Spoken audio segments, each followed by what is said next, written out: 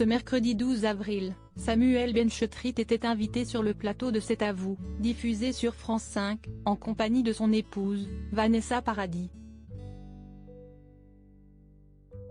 Le couple est de retour, ensemble, sur les planches parisiennes pour se donner la réplique dans la pièce de théâtre Maman, qui avait été un succès lors de sa tournée.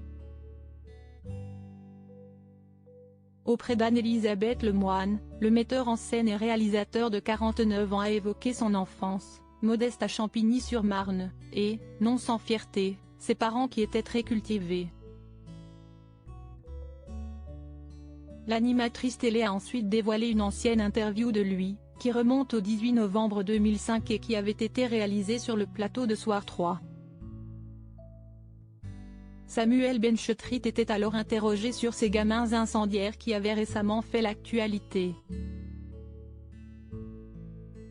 Après avoir estimé qu'il aurait pu être l'un d'eux, le mari de Vanessa Paradis avait profité de l'occasion pour se plaindre de Nicolas Sarkozy, qu'il avait traité de con dans une autre émission.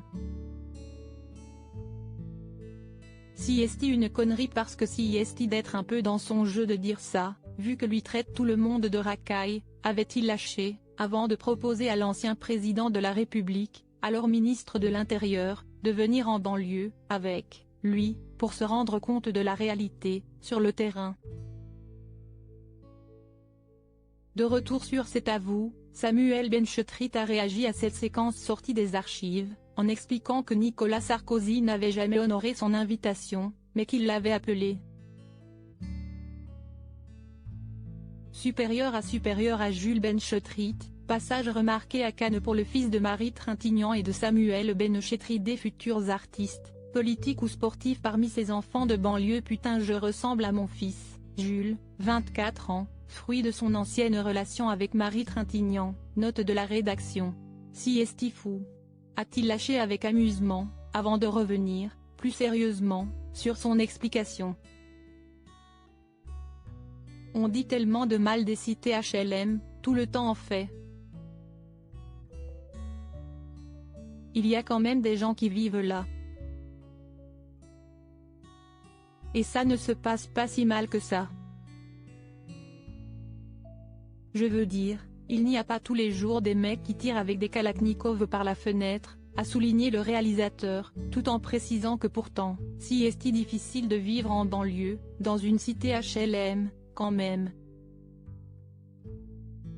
Je pense que la plupart des gens préféreraient vivre ailleurs. Moi, j'ai vécu une enfance merveilleuse, j'étais très heureux.